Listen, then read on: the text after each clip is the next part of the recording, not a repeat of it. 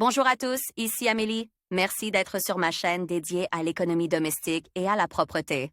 On va plonger directement dans le sujet, alors restez avec moi. Les croyants sont conscients de l'importance du Grand Carême.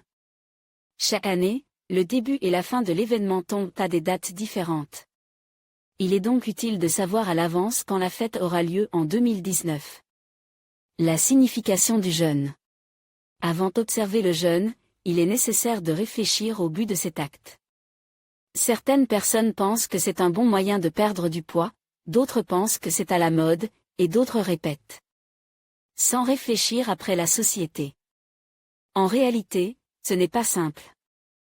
Pour les orthodoxes, le jeûne n'est pas seulement un refus des friandises préférées, mais une occasion de se purifier de ses pêches. Il permet de se préparer à la fête de Pâques. L'événement tombe un lundi. La règle principale, qui se répétait chaque année. La date de la fin du jeûne est celle de Pâques. La première semaine et la semaine sainte sont considérées comme les semaines les plus strictes. Les chrétiens peuvent se permettre de manger du pain et de l'eau. Mais peu d'entre eux sont capables de cet exploit. Ce que vous pouvez manger ces jours-là vous sera indiqué par le calendrier. Lire aussi pour les croyants, Noël est une fête importante et lumineuse. Il est nécessaire de se renseigner à l'avance sur ce que l'on peut faire en. Faites attention. Il n'est pas nécessaire d'observer inconditionnellement le jeûne, si l'on n'en a pas la force et le désir. Si nécessaire, il faut demander l'aide d'un prêtre. Il connaît l'état spirituel de chaque personne. Le jeûne n'est pas un régime. Si vous voulez de la viande, vous ne devez pas y renoncer. Il en va de même pour les autres produits. Le but principal de la fête est de se repentir et de se purifier des mauvaises pensées. Le début de la fête. Les orthodoxes s'intéressent à la question de savoir à quelle date débutera le Grand Carême de 2019. Dans l'orthodoxie, l'événement principal se situe avant Pâques. Le début tombe le 11 mars, et la fin le 27 avril. Les chrétiens peuvent se préparer à l'avance, établir un calendrier alimentaire et se renseigner sur ce qu'il est permis de faire, et ce qui est interdit. Si vous avez des questions, n'hésitez pas à contacter le clergé. Que faire pendant le carême? Après avoir pris connaissance de la date à laquelle débutera le carême 2019, il est nécessaire de se préparer à l'événement. Tout d'abord, il faut se familiariser avec les règles de comportement. Il faut savoir qu'à cette période, il est nécessaire non seulement de refuser de la nourriture, mais aussi de mener une introspection. Une bonne période pour se perfectionner, réfléchir sur la foi et la vie. Ce qu'il est interdit de faire pendant le carême 2019, s'amuser, faire de mauvaises choses, penser à des choses négatives. Tout le temps libre doit être consacré aux prières. Pour cela, il n'est pas nécessaire de se rendre à l'église. S'il n'y a pas assez de temps pour tout, vous pouvez prier à la maison.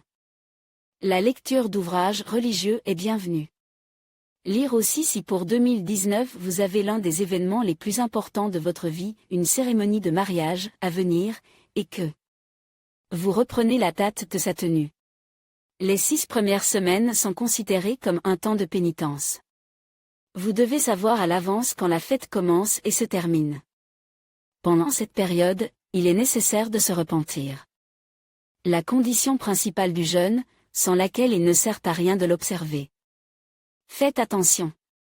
La prière aide à surmonter les difficultés, à passer un cap difficile le cœur léger. Malgré la rigueur, il existe quelques indulgences. Elles concernent tout d'abord les enfants. Il est difficile d'expliquer à un enfant pourquoi il est interdit de s'amuser. Au bout d'un certain temps, l'enfant comprendra la portée de l'événement. Aliments interdits. La date du carême 2019 est déjà connue. Il est nécessaire de se préparer à l'avance à cet événement.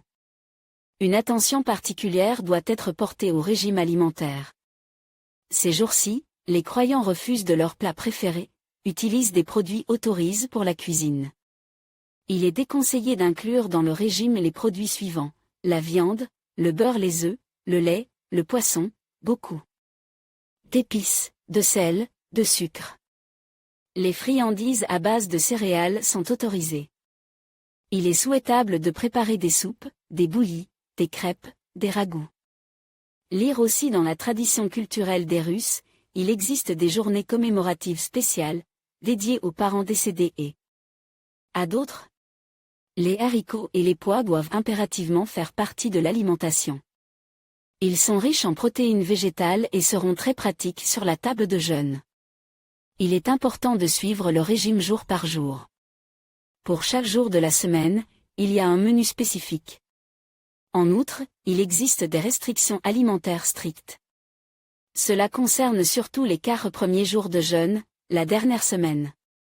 Le lundi propre, qui tombe le 11 mars, il est nécessaire de jeûner. Le vendredi saint, il est interdit de manger jusqu'à ce que le linceul soit retiré pendant l'office religieux. Tout le monde doit-il jeûner? La date du début du jeûne est déjà connue.